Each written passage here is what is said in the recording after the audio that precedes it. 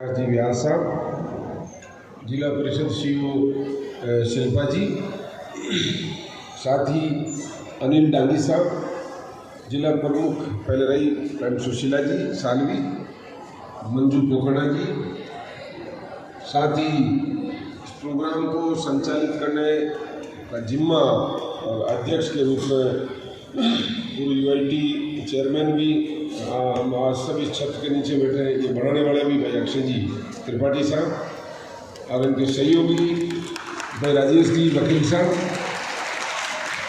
सभी जिले के हमारे ब्लॉक के नगर पालिका के जो गांधी दर्शन समिति के संयोजक सभी मेंबर साहब और भी वरिष्ठ गांधी विचारों से जुड़े हुए हमारे गणमान्य नागरिक, विभिन्न संगठन के पदों पर बैठे हुए सभी पदाधिकारीगण, मीडिया के साथी, प्रोग्राम को संचालन करने वाले हमारे बहन भाई दोनों ही। मेरे से पहले जिला कलेक्टर साहब ने बहुत अच्छी तरीके से आपको बताया और अक्षय जी ने बहुत अच्छा प्लेटफॉर्म, अक्षय जी मुख्यमंत्री जी अशोक गहलोत जी ने जो ये सपना सोचा उसको भीलवाड़ा जिले में इम्प्लीमेंट करने का काम इस सब सफ़ेद टोपी वाले कर रहे हैं। इनके साथ जितने मेंबर जुड़ेंगे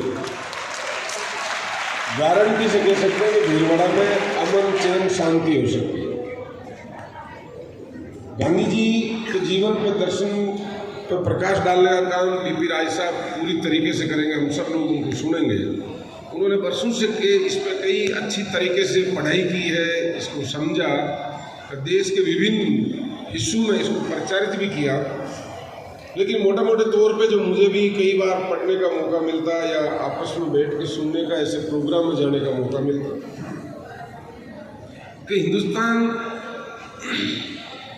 देश जब अंग्रेजों मुगलों के चुंगल में था तो बड़ी क्रांतियाँ हुई। 1856-57 से लेकर चलता चलता जिस तरीके से हमारे इस देश को आज़ाद कराने के लिए संघर्षशील जो हमारे पूर्व नेता रहे, स्वतंत्रता सेनानी, चाहे झांसी की रानी हो, चाहे तात्या टोपे हो, चाहे मंगल पांडे हो, चाहे कई ऐसे नाम जो इतिहास के पन्नों पर हम पढ़ते हैं, लेकिन उनके साथ में हमारे कई दादा परदादा जो साथ लगे तब जाके ये देश आज़ाद हुआ। जब अलग अलग सेक्टरों में जब लड़ाई जारी थी, संघर्ष था, तो कुछ हासिल नहीं हो पा रहा था। तब जब 1885 में जब कांग्रेस का संगठन गठित हुआ एक अधिकारी के द्वारा और उस प्लेटफॉर्म पे एक साथ लड़ने का काम शुरू किया तब, लेकिन फिर भी अंग्रेजों ने फूट डालने का काम कर दिया। गरम दल, नरम दल, ये चलता रहा। जो 85 के बाद कई बार आंदोलन जिस तरीके से करे, लेकिन फिर भी जैसे क्रांति के बाद 56-57 से शुरुआत हुई, फिर भी 85 के बाद भी ऐसी स्थितियाँ नहीं बन पाई। हमारे लाल बाल पाल जो नाम लेते हैं, लेकिन जब गरम दल नरम दल बना 1905 या 6 में, दादा जब वापस उनको एक करने की कोशिश की, अंग्रेज फूट डालो राज करने की नीयत में थे। यहाँ राजाओं को बांटा, लड़ाई करी, राज किया और यहाँ के मिनरल का दहन करके यहाँ की संस्कृति को खत्म करने का काम वो कर रहे थे, तो फूट डाल के काम किया।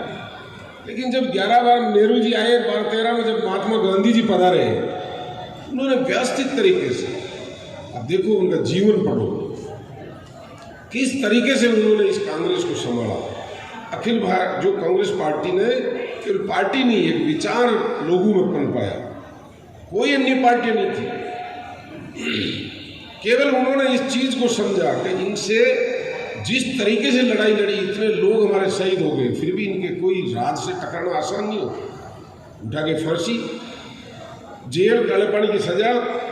आज तो जेलों में जाते तो सारी सुविधाएं, कमेटी बनाती सरकार की, जेल में कोई कैदियों को तकलीफ तो नहीं है, उनको स्पेशल डाइट मिल रही कि नहीं। उस समय झुक के खड़े भी नहीं हो सकते थे, ऐसी जेलें थी, ऐसी जेलों में रखा जाता था। और वो भी सारे पढ़े लिखे बैरिस्टर, वकील का भी जेल जाता है क्या? वकील तो छुड़वाते हैं, लेकिन वो खुद इस चीज़ को समझ चुके थे कि इनसे हिंसा के रूप में नहीं लड़ा जाता। उन्होंने अहिंसात्मक तरीके से इसको अपनाया। जब वो 15 कांग्रेस पार्टी के अध्यक्ष बने, कई तरह के आंदोलन थे, लेकिन जो 1900 मोतीलाल नेहरू जी बने, जब असहयोग आंदोलन जो लाखों की देश, अब बता रहे थे मेरे से पहले कलेक्टर साहब, आज़ादी के कगार पे पूछा, लेकिन उन्होंने उस आंदोलन को विड्रॉ किया। तो भगत सिंह जी उनके विरोध में, भगत सिंह जी सबसे ज़्यादा समर्थक महात्मा गांधी जी के थे, सबसे ज़्यादा। अगर हिस्ट्री पढ़ो तो पता लगेगा, आज के लोग भ्रमित करते व्हाट्सएप से। सबसे ज़्यादा समर्थक भगत सिंह जी, सर छोटूराम, ऐसे कई जो लोग थे वो महात्मा गांधी के अनुयायी थे। गली गली में घूमते थे भगत सिंह जी, महात्मा गांधी के जयकारे लगाया करते थे। लेकिन जब आंदोलन को वापस लिया, क्यों लिया? लाखों के लोगों का अंग्रेजों ने गोलियों से ढूंढ दिया, आंदोलन में कई लोगों को मार दिया गया, कई लोगों की लाशों का पता नहीं था। उस हिंसा को देख के गांधी जी वापस विड्रॉ हुए, ऐसे डर के मारे नहीं हुए। कुछ लोगों ने भगत सिंह जी को उनके खिलाफ करने की कोशिश की, लेकिन जब उन्होंने असहयोग आंदोलन वापस लेने के बाद अंग्रेजों ने देखा कि ये तो घबरा गए अंग्रेज, कि ये बिना हार्ड मार्च का आदमी, एक लंगोटी जो बैरिस्टर था, कोट पैंट टाई पहनता था, उनको खोलकर एक ऐसा ही तरीके से देश को लोगों का समर्थन देकर अंग्रेजों को अहिंसात्मक रूप में इतना बड़ा आंदोलन खड़ा कर दिया। अंग्रेज फिर घबराए, उसने फिर टुकड़े किए, मुस्लिम लीग 1921 में बढ़ा दी। क्योंकि फूट डालो तो पाकिस्तान साथ था, आज तो लोग पाकिस्तान के नाम पर वोट लेते हैं। ऐसी स्थितियां बनी। फिर 1925 में और संगठन बने, हिंदू सभा भी बनी। लेकिन जब नेहरू जी को, जब जवाहरलाल नेहरू जी को बनाया गया, जब 1929 में आया, उन्होंने 1927 में सबका विलय किया। वापस मुस्लिम लीग को लाया कि तुम बाद में लड़ते रहना, हिंदू सभा को भी कहा कि तुम बाद में लड़ना, लेकिन पहले देश को आज़ाद कराओ, देश की आज़ादी लाओ। लेकिन कुछ लोग आए, कुछ लोग नहीं आए।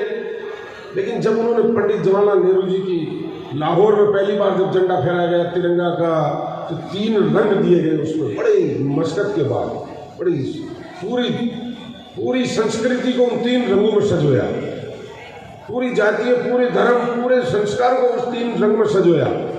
उसके बाद संपूर्ण स्वराज का आंदोलन की शुरुआत हुई, कम आज़ादी लेके रहेंगे। आपको याद हो उस समय 26 जनवरी तो उन्होंने कहा कि दिसंबर में मैं जहाँ तक राइट हूँ तो मीटिंग हुई थी, जब उन्होंने तय किया कि जनवरी का लास्ट रविवार को अगर अंग्रेज मान जाते तो ठीक, नहीं तो हम इस दिन से आज़ाद हिंदुस्तान की घोषणा करते हैं। जो लोग इस तरह कोई संचार के साधन नहीं थे, और किस तरीके से उन्होंने उस आंदोलन को खड़ा किया। और वो लास्ट रविवार जनवरी का 1930 का 26 जनवरी पड़ता था। देश आजाद 47 में हुआ, लेकिन बाद में वो जब नारा हमारे पूर्वजों ने, गांधी जी, सब लोगों ने मिलकर उसको उस समय दिया। उसके बाद सरदार पटेल आए 31 में, 32 में पुनः एक्ट हुआ, फिर अम्बेडकर जी को अलग करने की कोशिश की अंग्रेजों ने, फिर 2 फाड़ किए। हर बार उन्होंने फूट डालो राज करने की नीति अपनाई, हर बार महात्मा गांधी जी ने एक करने की कोशिश की। इसीलिए ये गांधी दर्शन मुख्यमंत्री जी ने ये आज का आपका जो अहिंसा डिपार्टमेंट बनाया, संवैधानिक दर्जा दिया कि हमारी आने वाली युवा पीढ़ी को ये चीज़ें बताएं, समझाएं, तो उनका भाईचारा कायम रहेगा, उनका संस्कार कायम रहेगा। सुभाष बोस भी उनके अनुयायी थे जब 37 में, लेकिन वो वही तुम मुझे खून दो मैं तुम्हें आज़ादी दूंगा, यानी करो या मरो, लड़कर लेने का काम कर रहे थे। गांधी जी हिंसा में विश्वास नहीं कर रहे, इसलिए वो उनको कहते थे कि मैं तुम्हारे इन ऐसे लड़ाई झगड़े के आंदोलन में खड़ा नहीं हूँ। आज भी गांव में आप देखो, कई गांव में ऐसे लोग होते हैं जो लड़ने में विश्वास नहीं करते। तो कई लोग कहते हैं कि लठ लो रे दो, अभी 2 मार के लवर्स ये काम कर देंगे। सेठा का लगे हो ना, गड़िया भाटा में हाथ उठाओ, यानी भाटू उखड़ी को ना, आग लगे लागी को ना, तो पुलिस को आवाज़ की जरूरत ही न पड़े। तो ये गांधीवादी तरीका गांव के अंदर मौजूद है उन पुराने लोगों में, उस चीज़ को नई पीढ़ी भूल गई है। इसलिए गांधी दर्शन के डिपार्टमेंट मुख्यमंत्री ने खोला कि भाई अक्षय जी इसको गांव फैला रहे हैं। हम सबकी जिम्मेदारी बनती कि इन विचारों को पहुँचाए कि किस तरह देश की आंदोलन, राज से टकराना कोई आसान नहीं। आज तो डेमोक्रेसी में टकराते हैं गांधी जी की बदौलत, उस समय कोई टकरा नहीं सकता। टकराता और जेल होती, फांसी होती या मार दिया जाता, गोलियों से भून दिया जाता। तो ऐसी परिस्थितियों में हमारे नेताओं ने हमारे को आज़ादी दी संजो कर, उसको बचाए रखने का काम इस गांधी दर्शन से ही हम कर सकते। उसके बाद मौलाना आज़ाद, 42 में सारे लोग जेल में थे, महात्मा गांधी भी, तमाम लोग। किस तरह अंग्रेज भारत छोड़ो आंदोलन की शुरुआत हुई, किस तरह हमारा देश आज़ाद हुआ। वो कभी टुकड़े नहीं चाहते थे देश के, कभी जातीय झगड़े नहीं चाहते थे, कभी धर्म के टुकड़े नहीं चाहते थे। लेकिन वोट के खातिर कई लोगों ने, आज भी हम वोट के खातिर कई, चाहे गांव में कोई भी पार्टी हो, कांग्रेस हो, बीजेपी हो, लेकिन अच्छे विचार अगर जिस पार्टी में है, कांग्रेस में अच्छे विचार गांधी जी के ज़्यादा है। इसमें भी कमी आई है दादा, कई कमी आई कांग्रेस में, इसीलिए आज ये स्थिति बनी है। लेकिन इस विचारों से जो आपने चलाया, ये विचार अगर गांव ढाणी तक पहुंचेगा, मोहल्ले तक पहुंचेगा, तो कांग्रेस वही वापस उसी स्थिति में आएगी उन महात्मा गांधी के विचार। इस चीज की जरूरत है। आज उस चीज को राजस्थान के शानदार मुख्यमंत्री जी ने जिस तरीके का, महात्मा गांधी का सपना था ग्राम स्वराज का, किस तरह एक उदाहरण है भगत सिंह जी ने महात्मा गांधी जी को बताया था कि जब वो ट्रेन से सफर करने जा रहे कि कुएं के पास खड़े थे, ट्रेन से उतरकर पानी पीने गए, तो एक जिसको उस समय अछूत कहा जाता था, एक लकड़ी का गट्ठा लेकर खड़ा था आदमी, भगत सिंह जी पानी पी रहे थे, तो उस पानी को देख रहा था। यानी पेड़ की छाया में भी खड़े नहीं होते थे, ऐसी भ्रांति उन लोगों ने फैला रखी थी, कुछ लोगों ने उस जमाने में। तो भगत सिंह जी ने उसके पास गए, उसको गले लगाया, उसको पानी पिलाया, तो उसने कहा साहब आप मेरे टच मत हो, मैं अछूत हूँ। तो उन्होंने कहा मैं गलत लड़ रहा हूँ अंग्रेजों से, मेरे देश में इस तरह की अछूत की भावना फैला रखी है, मेरे को लड़ाई तो इन लोगों से लड़नी है, यहाँ के लोगों को। वो चीज़ जब महात्मा गांधी जी को, तो महात्मा गांधी जी ने किस तरीके से उस समय अखबार के माध्यम से हरिजन भगवान के नाम पर अखबार निकला और उसके माध्यम से वो चीज़ें गांव-गांव तक फैलाने का काम किया। छुआछूत मिटाने के लिए उन्होंने उस समय जिनको अछूत समझते उनके घर पे जाके खाना खाया। आज की तरह नहीं जो पहले 5 स्टार से थाली मंगवा ले फिर जाके मैं दलित के घर खाना खा के आऊँ, ऐसी परिस्थिति नहीं थी। जो उसके घर में बना, जो उसकी चून ही नहीं होता, मिलता ही नहीं था आटा, मान के लाते, कई तरह की परिस्थिति, उस आटे की बनी हुई रोटी बैठकर चूल्हे पर खाई महात्मा गांधी ये संदेश देने के लिए, मैसेज देने के लिए कि देश एक है। तो इसलिए महात्मा गांधी जी का कोई मुकाबला नहीं कर सकता। आज भी देख लो कई नेता विरोध करने की कोशिश करते हैं, सुबह कहते हैं, शाम को दूसरे दिन तो अखबार में छपता है, माफी मांगनी पड़ती वापिस। उन्होंने कोई पद नहीं लिया, वो भी कोई पद ले सकते थे, किसी भी पद पर कुछ भी बन सकते थे, प्रधानमंत्री, राष्ट्रपति, लेकिन नहीं, उन्होंने देश के लिए संघर्ष किया, आज़ादी लेकर आए। इस देश को आज़ादी देने के बाद किस तरह गद्दारों ने, किस तरह ऐसे महात्मा जो भगवान का नाम ले रहे, मरते दम भी उनके मुंह से हे राम निकला, रघुपति राघव राजा राम, पति तपावन सीताराम, ईश्वर अल्लाह एक ही नाम, सबको सन्मति दे भगवान। ये उनका अभी भजन गाया हमारे भेड़ों में, वैष्णव धर्म में। तो ये चीजें महात्मा गांधी जी की थी, कोई भेदभाव नहीं था। इसलिए आज कोई भी उनके खिलाफ बोलते ही माफी मांगनी पड़ती, चाहे कोई भी पार्टी का आदमी हो। पहली बात तो कोई जरूरत नहीं करेगा उनके खिलाफ बोलने की, लेकिन कोई भूलवश, अज्ञानतावश, राजनीति गिरावट की, बिना संस्कार के करने वाला आदमी कई बार बोल देते हैं। उनको राष्ट्रपिता महात्मा गांधी जी के नाम पे, इसीलिए उनके नाम की मूर्तियां लगती, इसीलिए उनके नाम की छुट्टियां होती, इसीलिए उनके नाम के मेले भरे जाते हैं। तो वो ऐसा नहीं था कि किसी स्वार्थ के लिए, किसी पद के लिए उन्होंने कुछ किया हो, पता ही नहीं था उनको क्या पद मिलेगा। आज तो हम संघर्ष करते हुए पता लगेगा कि धरना प्रदर्शन किया तो मैं एमएलए बनूंगा, सरपंच बनूंगा, प्रधान बनूंगा, सांसद बनूंगा, लेकिन उस समय अगर धरना प्रदर्शन कोई करता, उपवास करता, तो सीधी काला पड़ की सजा होती, जेल होती, खाना भी नहीं मिलता था। ऐसी परिस्थितियों में उन लोगों ने संघर्ष किया। अगर आज जैसे लोग होते तो देश गुलाम कभी का हो जाता है। ऐसी परिस्थितियाँ जैसी सरकार कर रही है, आज हमारी संपत्तियाँ जो पुरानी बची उनको बेच कर तो वापस गुलामी की तरफ जाने में कोई ज़्यादा टाइम नहीं लग पाएगा। ऐसे ही ईस्ट इंडिया कंपनी की तरह ये व्यापार करने के हिसाब से आए और राज कर बैठे। आज उसी तरह बाहर के लोग, कुछ पूंजीपति, कुछ उद्योगपति आज वही स्थिति में आ रहे कि सारे मिनरल को एक कब्जे में कर लो, सारी संवैधानिक संस्थाओं को एक कब्जे में कर लो, सारी चीज़ों को एक मुट्ठी में कर लो और पूरा राज हमारा एक या दो आदमी ही करे।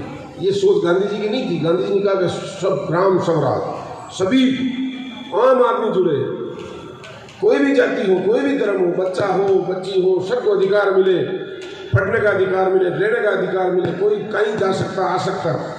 ऐसी विषम परिस्थितियों में राजा महाराजाओं को एकीकरण कर कर उन लोगों ने इस अंजाम तक पहुंचाया। आज आरोप लगाते, उस समय की परिस्थिति क्या थी उनको पूछो, हिस्ट्री को पढ़ो तो पता लगेगा कि उस समय क्या परिस्थिति थी जो उन्होंने ऐसे फैसले किए, तब जाके हम आज इस जगह पहुंचे।